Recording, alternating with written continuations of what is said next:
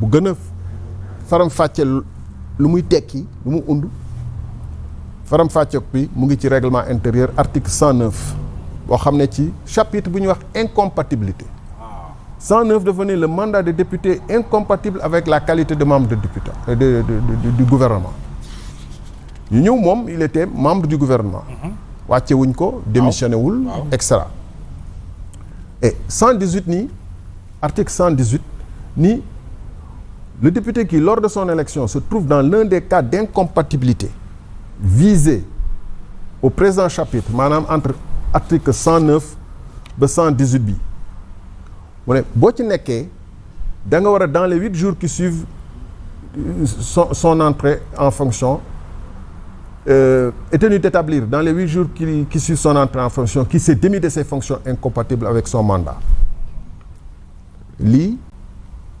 Ousmane Sonko musul démissionner de son poste de premier ministre mus ko ñàkk diggante 1er décembre 2 décembre ba vendredi bi wees donc de ce fait à défaut il est déclaré démissionnaire d'office fii amul benn yoon bu ñu prévoir ni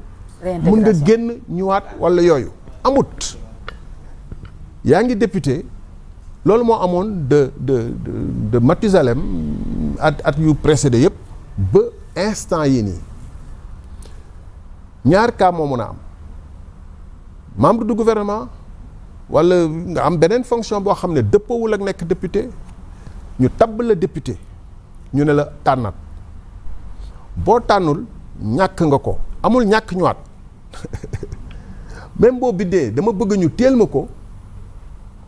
bu la neexee nga ñaan lu la neex mais loo amul droit lu ñu prévoir fii kenn mënu la ko may. ñàkk bi c'est définitif. c'est définitif. amul dem ñëwaat c'est pas organisé boo demee naka ngay ñëwaatee et cetera comme xas na ko perdre mooy perdre na définitivement même bu fekkee ne règlement intérieur bi soppeeku na ci diggante gi ñu may yeneen mënul ñoom jëlaat lu mu perte moom ba pour mu amaat mandat de député mu dem élection mënutul am mandat de député c'est clair parce que dañu considérer que dafa démissionner définitivement loolu de question wu avocat la professeur de droit la ak yooyu c'est du français facile boo liiree article yi moo tax ñuy toog assemblée di voter di contester di dem cour constitutionnelle di fa déposer ay kii dafa leer nañ boo ko xasee ñàkk c'est définitif ñoom nag lu ñu bëgg a dugal mooy en août 2025 mooy règlement bii bu bees bi bon yàlla dafa dogal sax ñoom dañu changer couleur yi waaw ba ñu ñëwee ñoom dañu changer lépp jëm nice comme ça sax gars yi dinañ mën a comprendre règlement bi c'est la loi organique numéro 2025-11 du 18 août 2025 c'est entré en vigueur 10 jours après bañ ko promulgué le 27 10 jours à peu près ou plus ñoom ils veulent se prévaloir de ce nouveau règlement il y a un article boo xam ne dafa am benn article bu particulier boo xam ne dañu xoolaat est-ce que ku nekkoon membre nekkoon député dem nekk membre gouvernement est-ce que bu dellu see du renforcer assemblée bi di ko yokk gëddu assemblée et cetera est-ce que duñ leen may boobaa ñu ne le député nommé membre du gouvernement ne peut siéger à l'Assemblée nationale pendant la durée de son mandat c'est article 124 article 124 bi boo demee ci ancien règlement bi nekkatul woon ci kaw incompatibilité 124 boo demee ci ancien règlement yeneen lay wax mu ngi ci affaire la haute cour de justice faf sax ancien règlement 122 lay am amul article 124 mu ngi nii ancien règlement intérieur donc nouveau règlement bi moom mooy ni il est provisoirement pourvu à son siège vacant par le suppléant de droit selon les modalités fixées par le Conseil constitutionnel provisoirement avant waxuñu woon il est provisoirement dañuy jël suppléant am ku ko war a wuutu ñu teg ko foofu ba saa yi mu dellu see moom avant waxuñu woon lii donc amu ci woon droit tey léegi la ñu wax à partir de août 2025 la ñu dugal disposition bi nga xam ne képp ku mu dal nag à partir de août 2025 am nga droit parce que yow perte woon sa mandat définitivement da nga ko aj kële daf ko ñàkkoon définitivement même bu fekkee ne am na règlement bu bees mënul ñu ni comme am na règlement du bees may leen ma li ngeen defal li règlement du bees bi prévoir déedéet parce que moom daf ko ñàkkoon définitivement perte définitive mënutul am il faut mu dem élection donc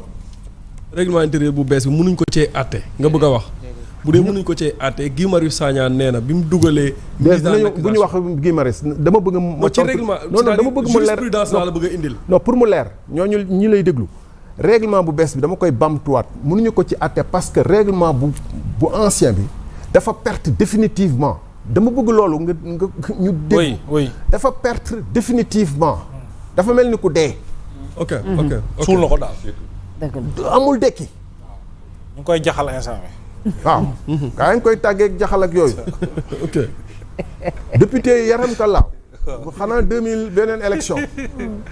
mais kooku nan ko koy indiwaatee du teg ko ci penc mi mu bokk ci